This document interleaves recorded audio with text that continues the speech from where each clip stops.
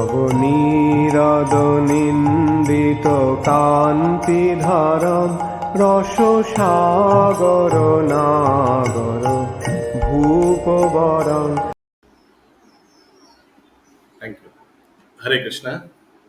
हम लोग श्रीमद् भागवतम के पहले स्कंद में हैं, 11वें अध्याय में। आज हम लोग श्लोक संख्या 11 से कंटिन्यू करेंगे। आज हम लोग श्लोक संख्या 11 से 18 तक करेंगे। 11 नंबर श्लोक। मधु भोजा दशारहरः मधु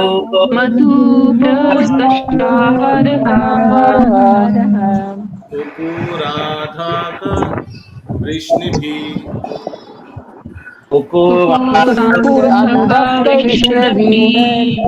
आत्मतुल्य बलिर्गुप्तम्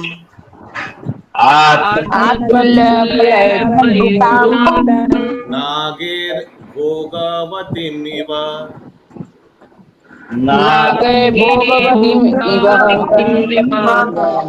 यस, पंकज नेत्र रजीश प्रभु। इस प्रकार नागलोक की राजधानी, प्रभु ये आवाज ठीक है?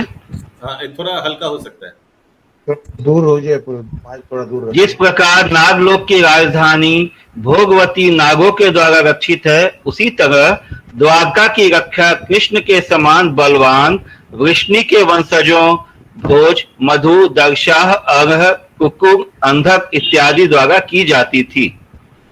तात्पर्य। एक second. So was Dwarka protected by the descendants of Vrishni? और अलग अलग इनका डिसेंडेंट्स का नाम दिया हुआ है, भोजा, मधु, who were as strong as Lord Krishna, who were as strong as Lord Krishna. Yes, Krishna के समान बलवान। ओके, तात्पर्य। नागलोक पृथ्वी लोक के नीचे स्थित है और ऐसा समझा जाता है कि जहां सूर्य की किरणें नहीं पहुंच पाती, लेकिन उस लोक का अंधकार नागों, स्वर्गिक सर्पों के शिरों पर स्थित मणियों के प्रकाश से दूर होता है। यह भी कहा जाता है कि वहां पर नागों के भोग विलास के लिए सुंदर उद्यान, सरोवर आदि हैं। यह भी कहा गया है कि यह स्थान नागरिकों द्वारा अच्छी तरह सुरक्षित है। उसी प्रकार से द्वारकापुरी भी वृष्णिवंशियों द्वारा सुरक्षित थी, जो भगवान कृष्ण के ही समान शक्तिशाली थे, जहां तक इस धरती पर उनके शक्ति प्रदर्शन का संबंध था। सर्वतो सर्वविभाव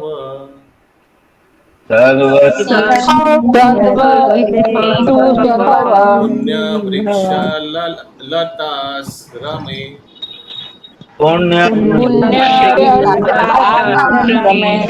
उद्यानोपवनारामे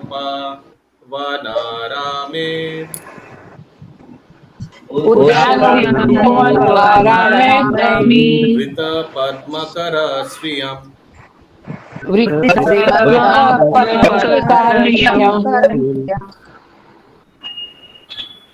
द्वारकापुरी समस्त ऋतुओं के ऐश्वर्यों से पूर्ण थी।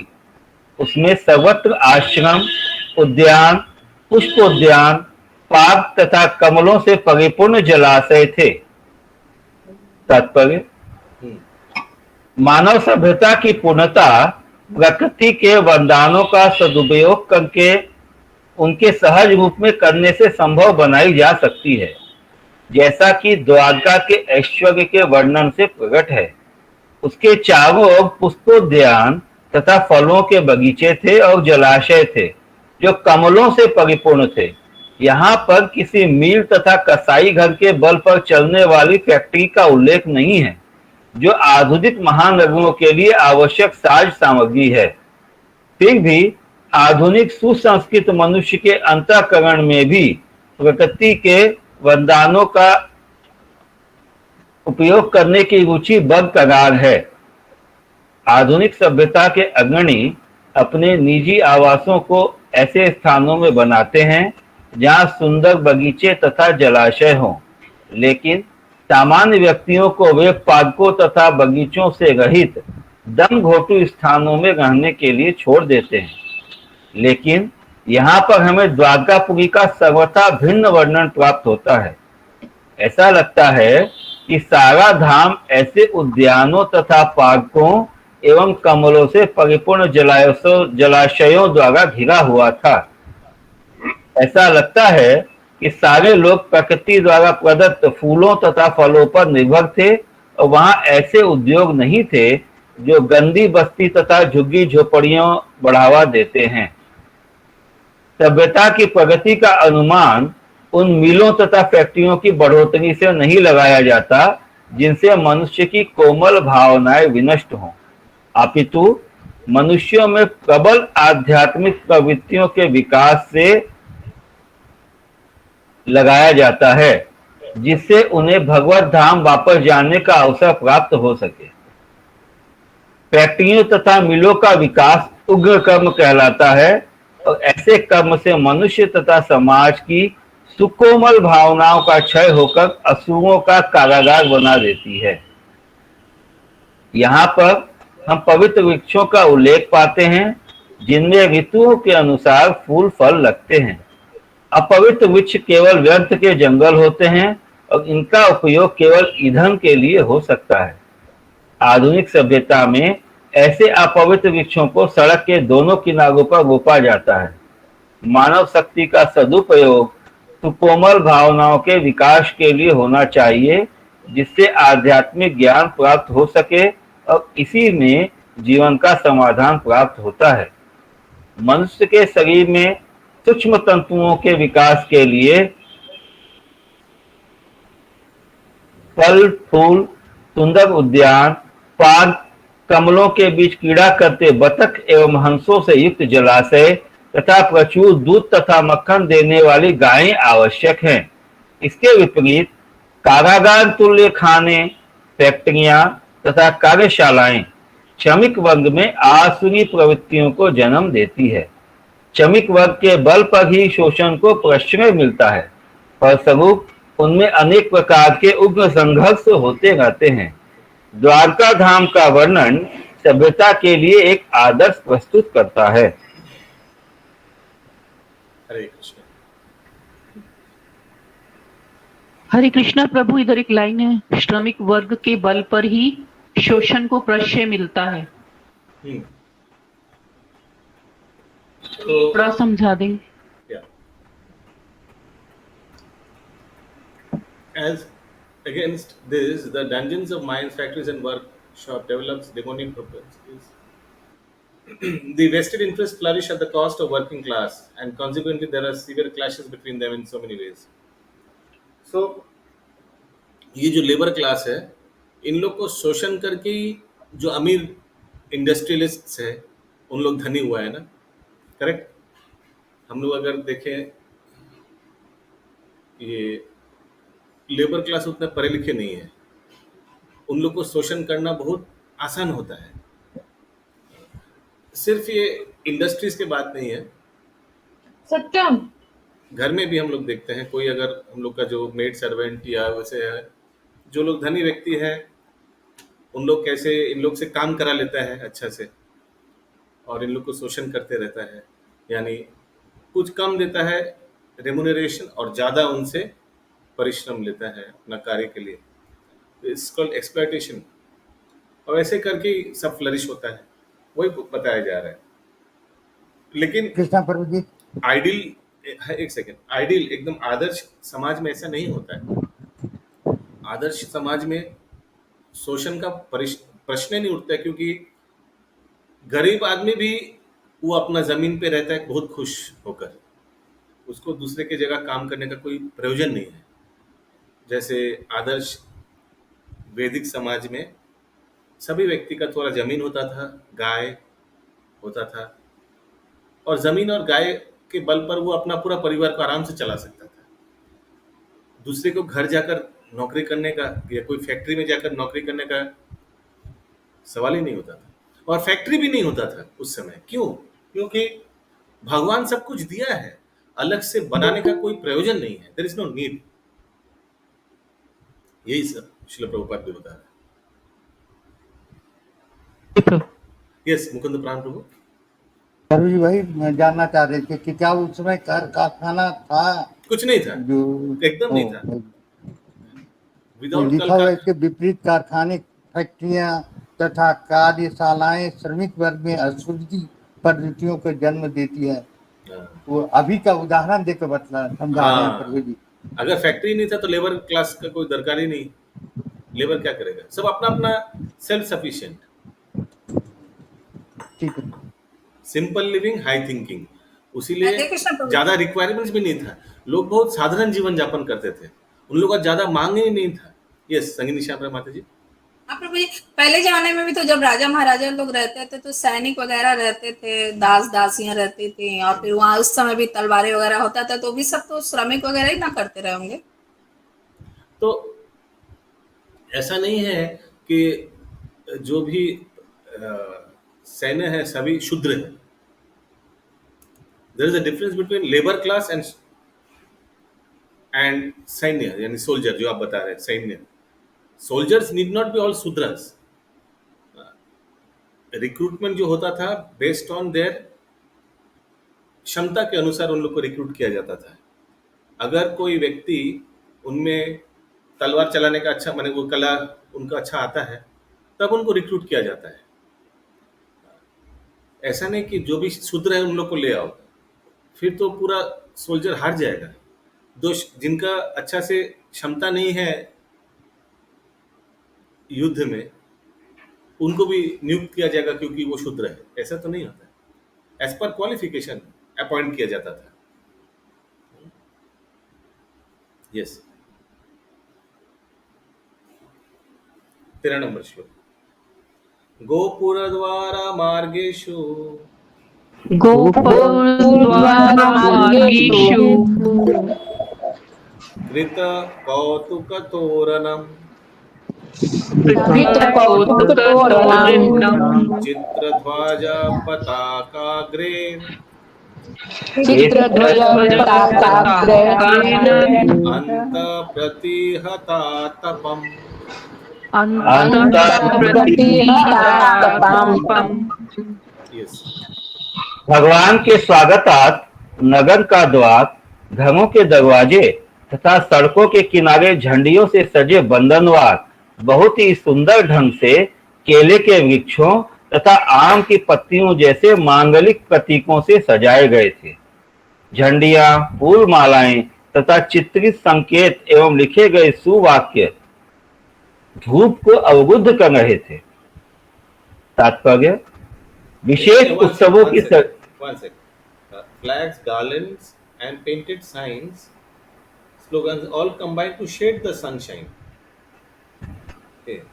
ये सब सनशाइन को यानी सूर्य के किरण को ढक देते थे, तो ज्यादा ताप नहीं होता था। आगे वो भी यहाँ लिखे गए सेवा के मतलब बैनर्स हो गया कैसे? आपका आवाज क्लियर नहीं है, बहुत फट रहा है, बहुत सामने माइक हो गया।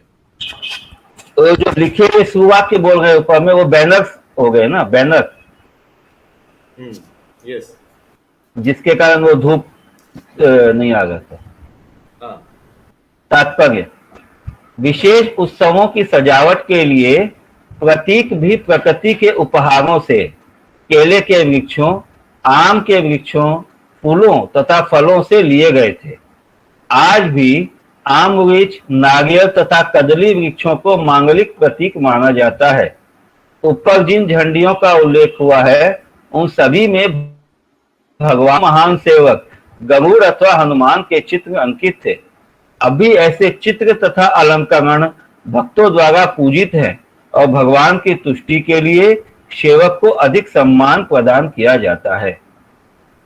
अभी भी हम देखते हैं बहुत लोगों के घर पे छत पे हनुमान जी का फ्लैग है। कलकत्ता में हम देखते हैं, है ना।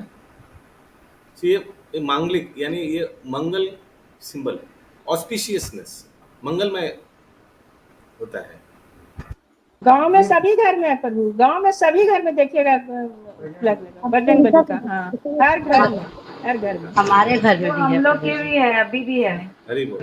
और अच्छा आप कुछ उदाहरण दीजिए, ये मांगलिक कुछ जैसे हमको याद, ये बंगाल में बहुत प्रसिद्ध है थर्मोकॉल का कदम का एक होता है, कदम फूल है ना, कदम फूल का एक होता है, वो लोग अपने खिड़की में और दरवाजे में टंगाते हैं, ऐसे ऐसे करके, देखे होंगे आप लोग। हाँ प्रभु जी, दिवाली के टाइम पे ना आम पल्लव और उसी से कदम फूल जो बना हुआ रहता है उससे मिला के हम लोग अपने सब गेट पे लगाते हैं। कदम फूल आम पल्लव, कदम फूल आम पल्लव, हाँ, उसे कदम फूल, बंधन आम बार पल्लव। कहते हैं। हाँ, क्या बोलते हैं शुभ का प्रतीक उसको? मानते हैं। बंधन बार, प्रभु जी तोरण भी कहते हैं, तोरण भी हाँ। कहते हैं। तोरण भी उसको कहते हैं यहाँ पर। और कुछ जी। मांगलिक कुछ सिंबल बता होता है। सकते हैं और क्या क्या करते हैं लोग सजावट के लिए? केला, केला के जो पेड़, मंगल घट होता है, एक डाब रहता है उसमें, और एक केला का पेड़ रहता है, वो घर के द्वार के सामने रखता है। रंगोली बनाते हैं। रंगोली बनाते हैं, हरी बोल, वेरी नाइस, यस। स्वास्तिक चिन्ह भी बनाते हैं प्रभु जी। स्वास्तिक चिन्ह लगाते हैं। यस। और कुछ मांगलिक कुछ है? गोबर से लेपन करते हैं, गोबर से लेपन। गोबर से लेपन, हरी बोल, यस। आशीष प्रभु? डाब प्रभु जी, डाब, वो मंगल घट के कलश ऊपर डाब रखते हैं, रखते उसके हैं। ऊपर डाब। नारियल का जगह डाल दिया, नारियल का 15। यस माता जी, करवी माता जी। আপনার কথা কিছু শুনতে পাচ্ছি না প্রভু। अच्छा, কেন? হরে কৃষ্ণ। हरे कृष्ण, हरि बोल। आवाज क्लियर আসছে Ashish Prabhu? My sound is fine? हाँ प्रभु जी, एकदम क्लियर है। यस प्रभु। आपका क्लियर है प्रभु। क्लियर है। করবি মাতা জি, কেন শুনতে পাচ্ছেন না? হরে কৃষ্ণ, করবি মাতা জি। হরে কৃষ্ণ প্রভু। হ্যাঁ, সাউন্ড কি হলো? সাউন্ড এবার ঠিক আছে? হরে কৃষ্ণ, এবার শুনতে পাচ্ছেন? কি হলো, কেন শুনতে পাচ্ছি না? দেখো একটু। স্পিকারে হয়তো সাউন্ডটা কমানো আছে, ওটা বাড়িয়ে দিলে হতে হবে। आपका ईयरफोन में कुछ प्रॉब्लम होगा माता जी, ईयरफोन खोल के सुनिए। I don't think she is using a earphone. Okay, 15 number श्लोक। একবার আসছে প্রভু, একবার যাচ্ছে একবার আসছে, সেটার জন্য ভাবছি কোনোদিন আচ্ছা, এরকম আচ্ছা। হয় না। আচ্ছা আচ্ছা আজকে কথা नेटवर्क শুনুন না, प्रॉब्लम प्रभु जी। মাতাজি একবার লগ আউট করে আবার লগ ইন করুন, একবার বেরিয়ে যান, আবার ভেতরে ঢুকুন। হ্যাঁ, ঠিক আছে। यस। द्वारि द्वारि ग्रहाणां च द्वारी द्वारी 14 होगा, 14 श्लोक का हरे होगा। कृष्ण प्रभु जी 14 वाला है। सम्मार्जिता महामार्ग संजीता महामार्ग रत्यापानक चात्वरम सिक्तं गन्धजलेरुक्तं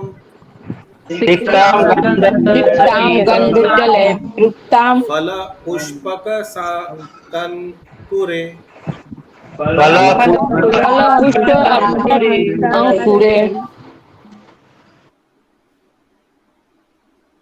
हाँ, पढ़िए पंकज को।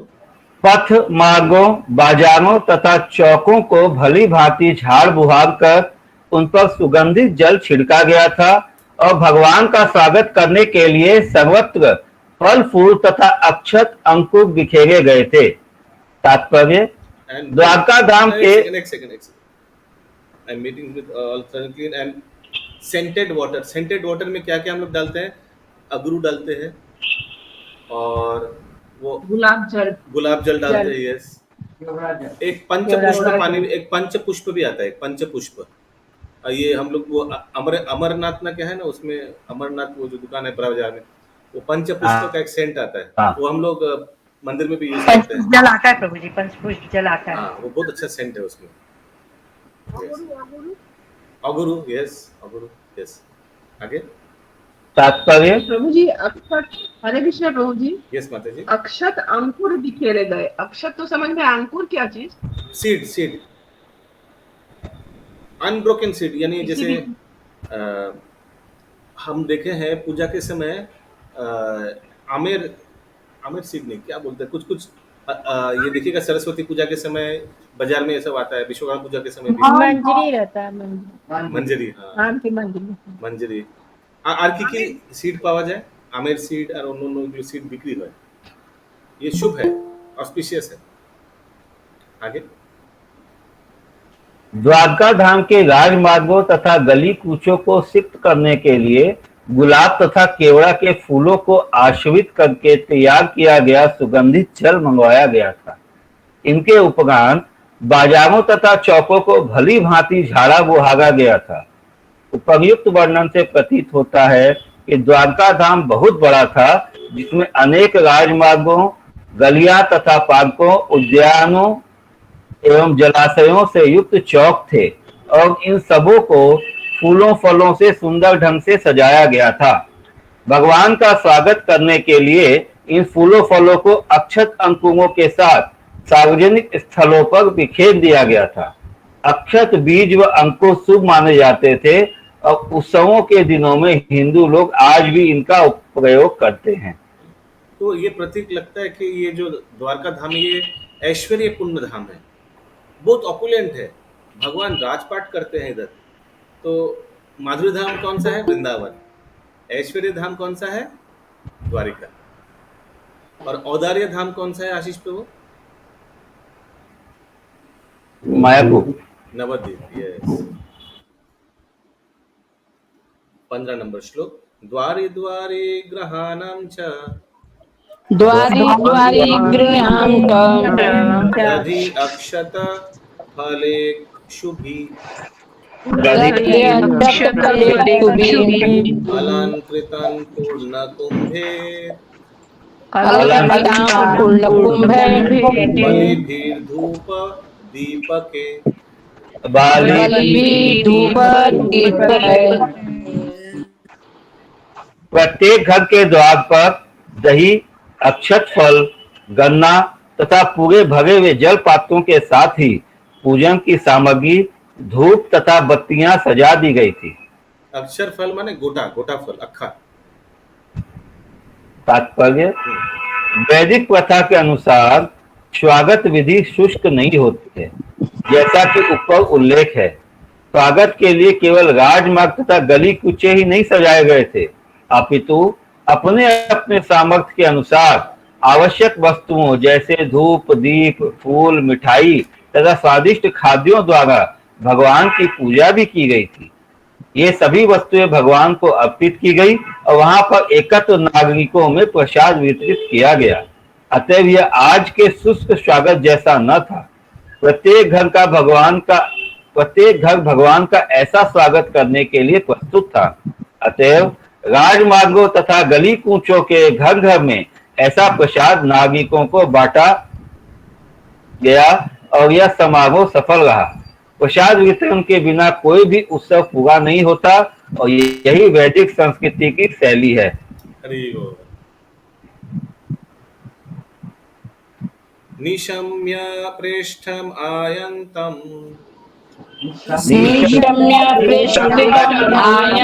वासुदेवो महामना अक्रूरश्चोग्रसेनश्च रामश्चाद्भुतविक्रम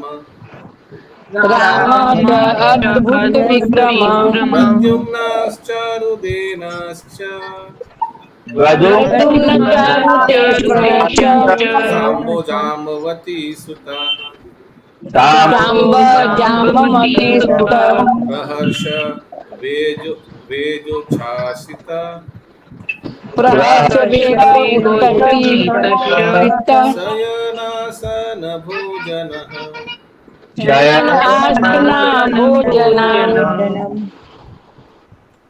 यह सुनकर कि परम प्रिय कृष्ण द्वारका धाम माता जी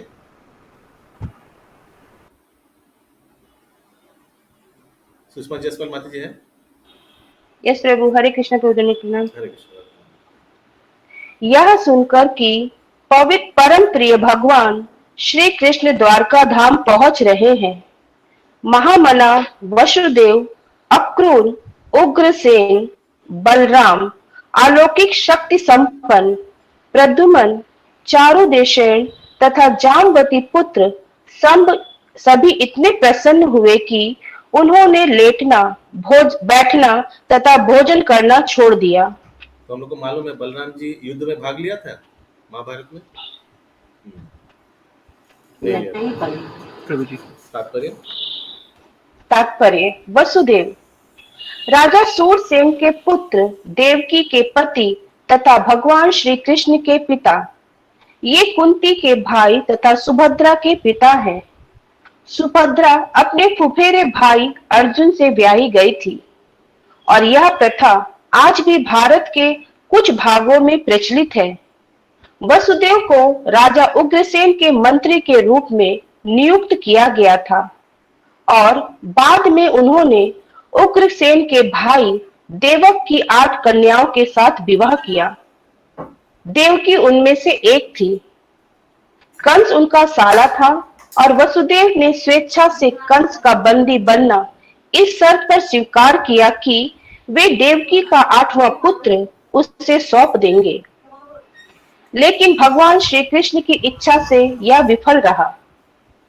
पांडव के मामा के रूप में उन्होंने पांडवों के समस्त संस्कारों में सक्रिय भाग लिया। उन्होंने शतशृंग पर्वत पर कश्यप पुरोहित को बुलाया और सारे कृत संपन्न करवाए। भगवान श्री कृष्ण जब कंस के बंदी गृह के भीतर प्रकट हुए तो वसुदेव ने उन्हें भगवान श्री कृष्ण के पालक पिता नंद महाराज के घर गोकुल पहुंचाया। वसुदेव के तिरोधान के पूर्व भगवान श्री कृष्ण बलदेव सहित अंतर्ध्यान हो गए और वसुदेव के तिरोधान के बाद में अर्जुन वसुदेव के भांजा ने उनका देह संस्कार किया। फिर से एक बार लास्ट सेंटेंस पढ़िए। वसुदेव के तिरोधान के पूर्व भगवान श्री कृष्ण बलदेव सहित अंतर्ध्यान हो गए और वसुदेव के तिरोधान के बाद में अर्जुन वसुदेव के भांजा ने उनका देह संस्कार किया। अच्छा, क्योंकि दोनों बेटा ऑलरेडी वापस गोलोक वृंदावन चले गए। जी प्रभु। नेक्स्ट। अक्रूर वृष्टिकुल के सेनापति तथा भगवान श्री कृष्ण के महान भक्त, उन्होंने एकमात्र स्तुति की एकाकी विधि द्वारा भगवत भक्ति में सफलता प्राप्त की।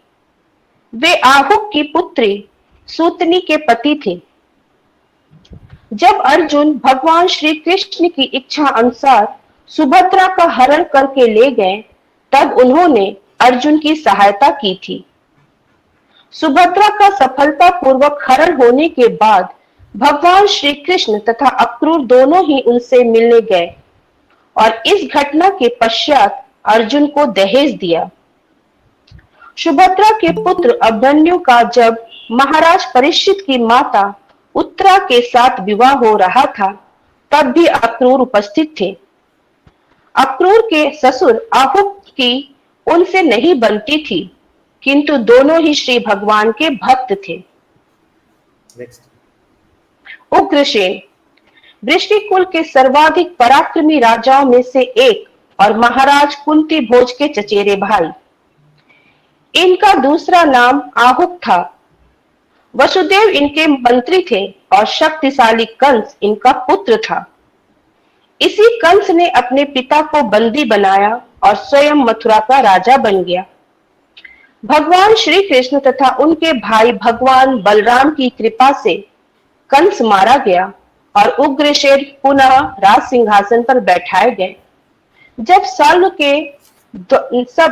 साल्व ने द्वारकापुरी पर आक्रमण किया तो उग्रसेन वीरता से लड़े और उन्होंने शत्रु को पीछे हटा दिया। उग्रसेन ने श्री नारद मुनि से भगवान श्री कृष्ण की अलौकिकता के विषय में जिज्ञासा की। जब यदुवंश का विनाश होना था तो उग्रसेन को शंभ के गर्भ से उत्पन्न लौह पिंड सौंपा गया था। इन्होंने लौह पिंड को खंड खंड करके इसको घिस घिस कर द्वारका के समुद्र तट पर समुद्र जल में मिला दिया था। तत्पश्चात उन्होंने द्वारकापुरी के अंदर तथा राज्य में मद्यपान की पूर्ण मनाही कर दी थी। मृत्यु के पश्चात उन्हें मोक्ष प्राप्त हुआ। अच्छा, इसके बाद उन्होंने मद्यपान क्यों बंद कर दिया था? किसी को क्योंकि मद्यपान की वजह से तो यदुवंशियों में झगड़ा लड़ाई हुआ था। Correct correct. आगे। बलदेव ये वसुदेव के पत्नी रोहिणी की कोख से प्रकट हुए अलौकिक पुत्र थे।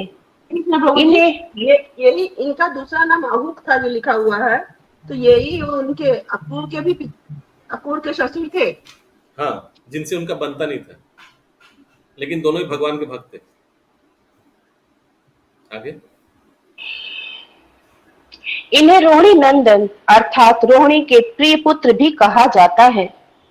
जब वसुदेव ने कंस से पारस्परिक समझौता करके कारावास स्वीकार कर लिया था, तब बलराम को रोहिणी सहित नंद महाराज को सौंप दिया गया था। अतएव नंद महाराज बलदेव तथा भगवान श्री कृष्ण दोनों के पालक पिता थे। सौतेले भाई होते हुए भी भगवान श्री कृष्ण तथा बलराम बचपन से ही निरंतर एक रह रहे थे। वे भगवान श्री कृष्ण के स्वांश हैं, अतएव वे भगवान श्री कृष्ण के ही समान उत्तम तथा शक्तिमान हैं।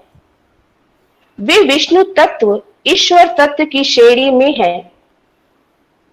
वे भगवान श्री कृष्ण के साथ द्रौपदी के स्वयंवर में भी गए थे। जब भगवान श्री कृष्ण की सुनियोजित योजना से अर्जुन द्वारा सुभद्रा का हरण किया गया था, तब बलदेव अर्जुन पर अत्यधिक क्रुद्ध हुए थे और तत्काल उनका वध कर देना चाहते थे। लेकिन भगवान श्री कृष्ण अपने प्रिय मित्र के लिए बलदेव के चरणों पर गिर पड़े और उन्हें इतना क्रुद्ध न होने की विनती की। क्यों ऐसे हुआ? तब कहीं बलदेव बलराम जी क्या चाहते थे? शुभंकरी राधा माता जी, बलराम जी क्या चाहते थे? क्यों क्रुद्ध हो गया? सुचारू गोपी माता जी जी सुभद्रा को शिशुपाल से शादी करना। शिशुपाल या ये दुर्योधन। हाँ दुर्योधन से। सुभद्रा का शादी दुर्योधन से। आगे। बलदेव तुष्ट हुए थे। इसी प्रकार वे एक बार कौरव से भी युद्ध क्रुद्ध हुए थे और वे उनकी समस्त नगरी को यमुना में डुबो देना चाहते थे। लेकिन कौरवों ने उनके चरण कमलों में शरण लेकर उन्हें प्रसन्न किया था। वास्तव में वे भगवान श्री कृष्ण के जन्म के पूर्व क्यों कौरव से रुष्ट हुए थे बलराम जी? हम लोग पढ़े थे शायद। पुत्री लक्ष्मणा की शादी में तो हाँ दुर्योधन की पुत्री लक्ष्मणा थी ना, हाँ। क्रुद्ध हुए थे। नहीं बलराम जी पर क्रुद्ध हुए थे शायद। हाँ। कौरव ने अपमान किया था बलराम नहीं, जी को, कृष्ण को। बलराम जी ना समझौता के लिए आए थे प्रभु जी, कि युद्ध ना हो इसके लिए समझौता के लिए आए थे, क्योंकि उनको बहुत मानते भी थे उनके साथ। वो शास्त्र विद्या सीखे थे ना, क्या नाम है उनका, दुर्योधन, तो उसी लिए आए थे। लेकिन उनको आते हुए देख पांडवों को बहुत अपमान किया था, पांडव को। हाँ, कौरवों का अभिमान हो गया कि वो हम लोग को उससे समझौता करने आए हैं, हम लोग नहीं जाएंगे उनसे समझौता करने। इसी बात पे वो क्रुद्ध हो गए। जैसे कोई चीज पे बुलाए, कोई जगह पे बुलाए थे कि उन लोग के सब आए सामने, एक साथ आमने सामने बैठ के बात हो जाएगा। लेकिन वो लोग को अहंकार हो गया, बस उनको गुस्सा आ गया। तो कृष्णा बुक में हम लोग पढ़े थे शायद, ये कृष्णा बुक। उनके गुरु थे ना, उनका उन्होंने अपमान किया। पूरा डुबा देंगे। आगे। वास्तव में वे भगवान श्री कृष्ण के जन्म के पूर्व देवकी के सातवें पुत्र थे। लेकिन कंस के क्रोध से बचाने हेतु वे रोहिणी के गर्भ में स्थानांतरित कर दिए गए थे। अतः उनका अन्य नाम संकर्षण है, जो श्री बलदेव के स्वांश भी हैं। चूंकि वे भगवान श्री कृष्ण के ही समान शक्तिशाली हैं और भक्तों को आध्यात्मिक शक्ति प्रदान करने वाले हैं, अतः वे बलदेव कहलाते हैं। वेदों में भी आदेश है कि बिना बलदेव की कृपा प्राप्त किए कोई भी परमेश्वर को नहीं जान सकता। हरे कृष्ण। तो हम लोग का 2000 भक्ति वृक्ष कौन सा ग्रुप के अंडर में है? बलदेव ग्रुप। आगे। बल का अर्थ भौतिक शक्ति नहीं, अपितु आध्यात्मिक शक्ति है।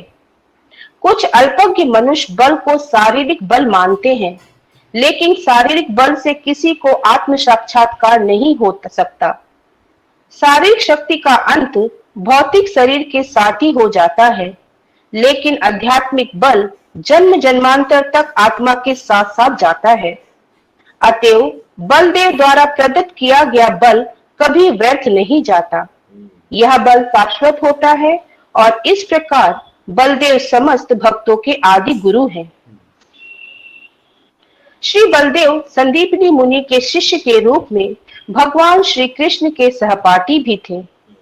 उन्होंने बचपन में भगवान श्री कृष्ण के साथ मिलकर अनेक असुरों का संहार किया था और विशेष रूप से उन्होंने तालवन में धेनुकासुर का वध किया था। कुरुक्षेत्र के युद्ध में वे तटस्थ बने रहे और भस्कर प्रयत्न करते रहे कि युद्ध ना हो। वे दुर्योधन के पक्षपाती थे तो भी वे तटस्थ बने रहे। जब दुर्योधन तथा भीमसेन के बीच गदा युद्ध हुआ तब भी वे वहां उपस्थित थे।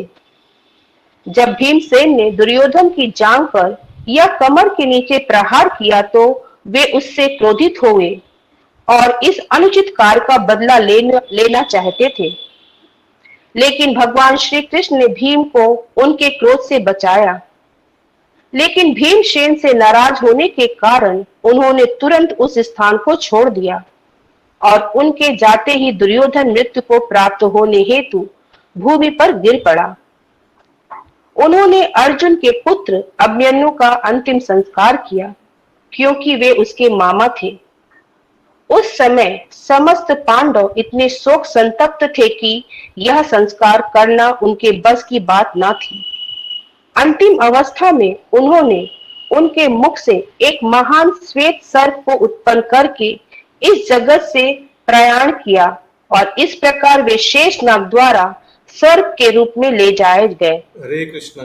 फिर से एक बार पढ़िए, ये तो हम बहुत दिन से ढूंढ रहा था। यस, फिर से। अंतिम प्रभु, अंतिम अवस्था। अंतिम अवस्था में उन्होंने अपने मुख से एक महान श्वेत सर्प को उत्पन्न करके इस जगत से प्रयाण किया और इस प्रकार वे शेषनाग द्वारा सर्प के रूप में ले जाए गए। Was carried by Sheshnag in the shape of a serpent. Okay. आगे। प्रद्युमन, ये काम यही लिखा है कि अंतिम में उन्होंने एक सर्प मुंह से प्रकट किया ना, great white snake from his mouth, एक सादा सर्प मुंह से प्रकट किया, and thus he was carried by Sheshnag in the shape of a serpent. तो यहाँ पर उन्होंने प्रयाण किया प्रभु। हाँ, जब अपने लीला को समाप्त किया द्वापर युग में बलराम जी, मुंह से एक सादा सर्प निकला and he was carried by Sheshnag in the shape of a serpent.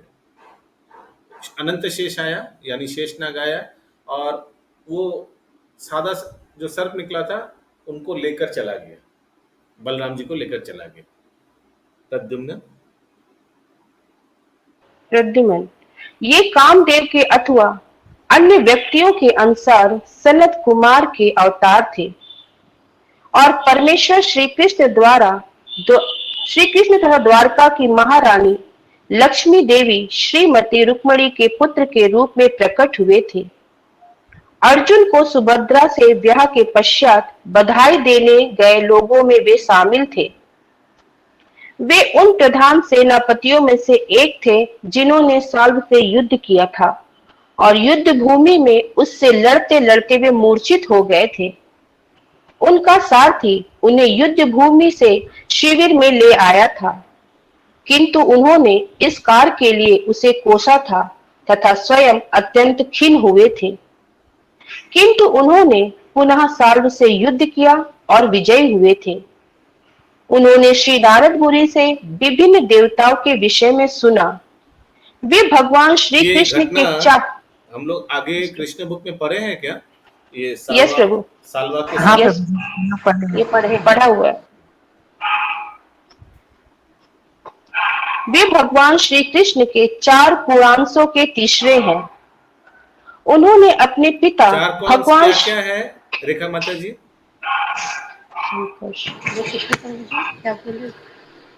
हाँ, 4 क्वांस क्या क्या है? हम लोग का 4 ग्रुप क्या क्या है बहुभुजर का?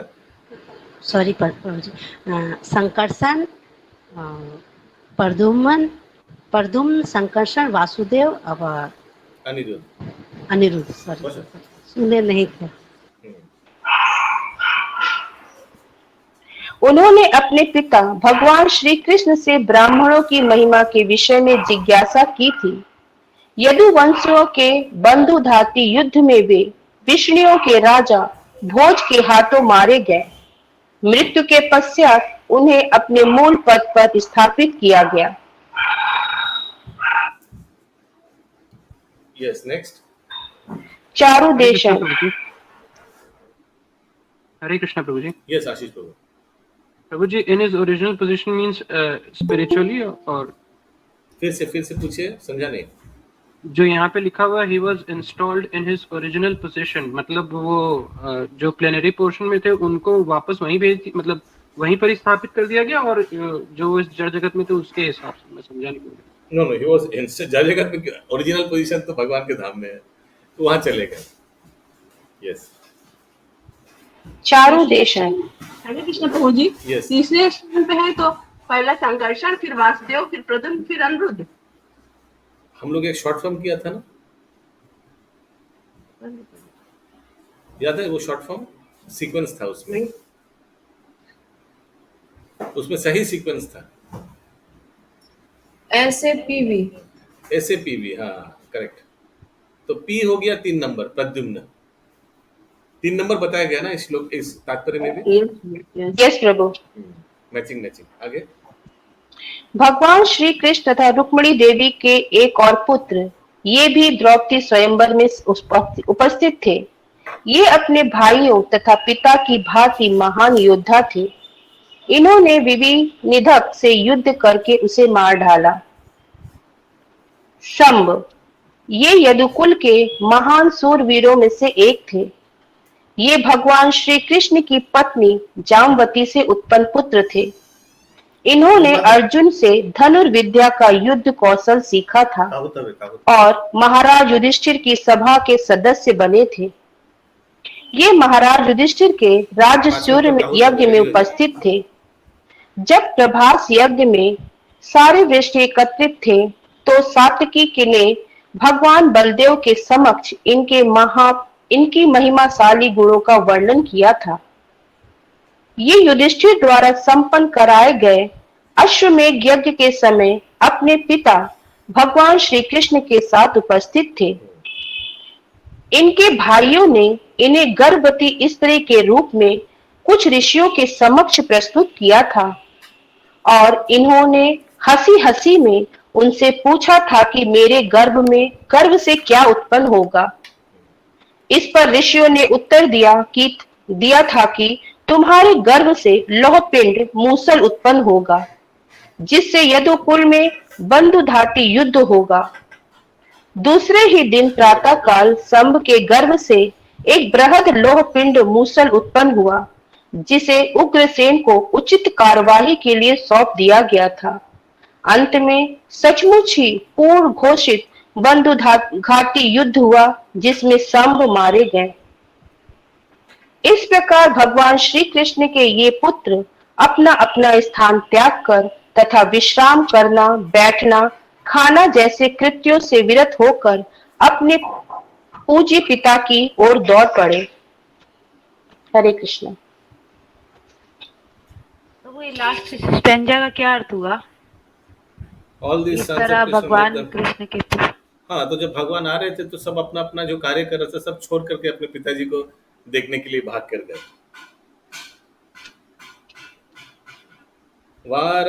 वारानेन्द्रम। यस, किसी का कोई प्रश्न है? वारानेन्द्रम पुरस्कृत्य ब्राह्मणेषु मंगले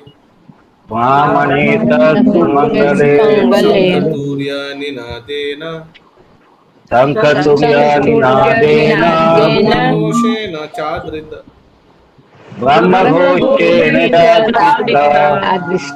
प्रत्युगम्यो रथेर्हृष्ट प्रणयागत साध्वश।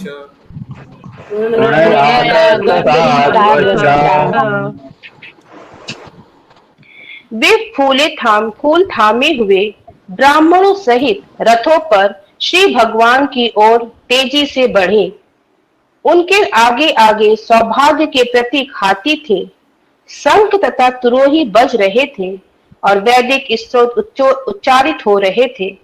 इस प्रकार उन्होंने इसने सिक्त अभिनंदन किया। तात्पर्य, किसी महापुरुष के स्वागत की वैदिक विधि से सम्मान का वातावरण उत्पन्न होता है, जो आगंतुक के लिए स्नेह तथा सत्कार से पूर्ण होता है। ऐसे स्वागत का शुभ वातावरण उपयुक्त साज सामग्री पर निर्भर करता है, जिसमें शंख, पुष्प, धूप, सजे हुए हाथी तथा वैदिक साहित्य से स्तोत्रों का पाठ करते हुए योग्य ब्राह्मण सम्मिलित हैं। स्वागत का ऐसा कार्यक्रम स्वागतकर्ता तथा स्वागत किए जाने वाले दोनों की निष्ठा से पूरित होता है। हरे Krishna. Is full of sincerity on the part of both receiver and received. किसी का कोई प्रश्न है?